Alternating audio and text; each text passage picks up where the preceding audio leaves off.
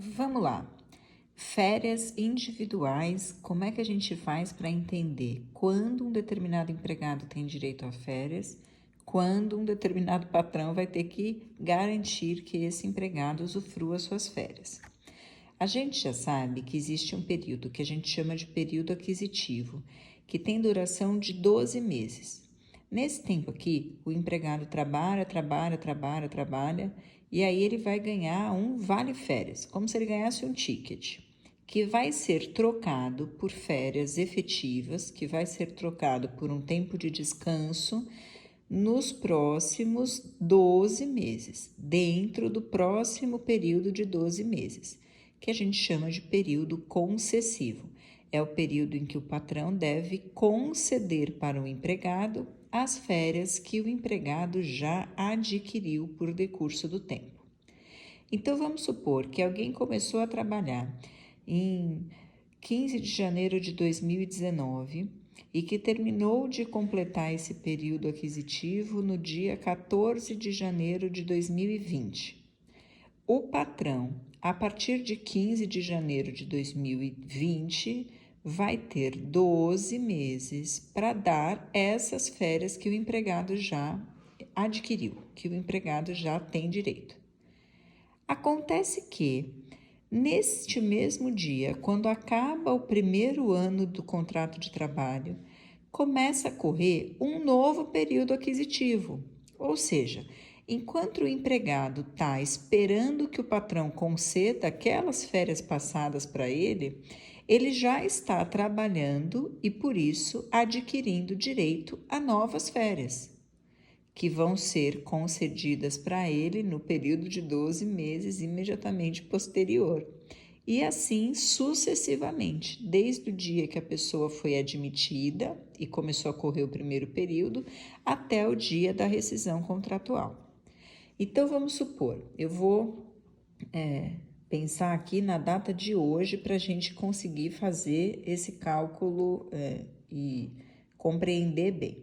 Então, a gente está falando de um cálculo de 17/8/2021. Aqui foi a admissão do empregado. Ele vai trabalhar por 12 meses.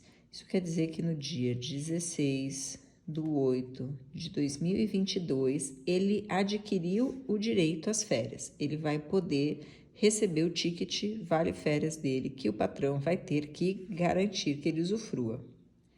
Mas, no dia 17/8/2022, enquanto ele está esperando sair de férias, já começou a correr um novo período aquisitivo, que vai até o dia 16/8/2023, e por aí sucessivamente.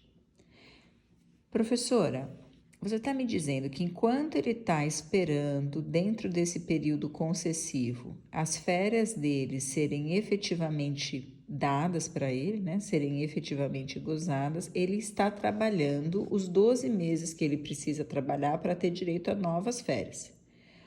Aqui no meio, ele vai ter que sair, vamos supor que ele tenha direito a 30 dias de férias, aqui no meio ele vai ter que sair um mês de férias. Ou seja, entre 17/8/2022 e 16/8/2023, nesse novo período aquisitivo, ele vai receber as férias, porque também para ele é um período concessivo. Esses 30 dias de férias vão descontar daqui desse período aquisitivo? Ou seja, aqui, ao invés de eu ter um ano, 12 meses, eu vou considerar só 11 meses e vou fazer esse empregado trabalhar mais um mês para ele ter direito às novas férias? Não, olha o dedinho da professora, não. As férias, uma vez adquiridas, elas são aquilo que a gente chama, ou elas fazem aquilo que a gente chama de interrupção do contrato de trabalho. Na interrupção do contrato de trabalho, não tem trabalho,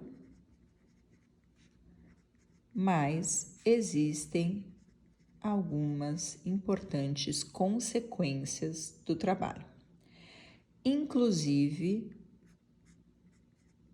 pagamento de salário e contagem para todos os fins como tempo de serviço. Durante as férias, a pessoa não trabalha, mas o contrato dela está simplesmente interrompido. Embora não trabalhe, ela ainda recebe as consequências do trabalho. É por isso que quando a pessoa sai de férias, ela recebe para sair de férias, ela ganha salário.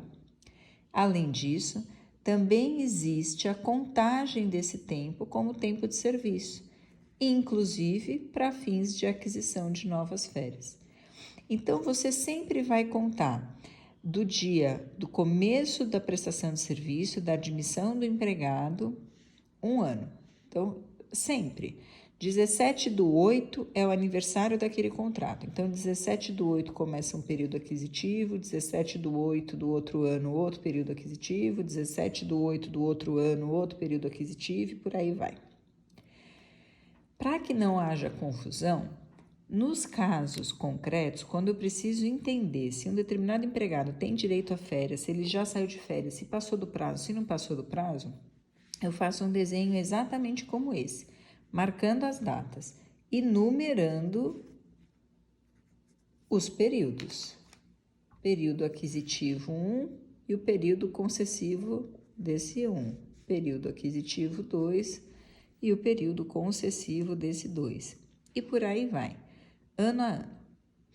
Pois bem, agora que eu já sei o que é o período aquisitivo, como é que funciona no tempo a acumulação entre período concessivo e o próximo período aquisitivo. Agora que eu já sei que o tempo que a pessoa sai de férias não desconta aqui desse período aquisitivo, falta só você saber quando é dentro desse período aquisitivo que o empregador tem que pagar as férias, liberar que o empregado usufrua as férias, e em qual valor isso acontece.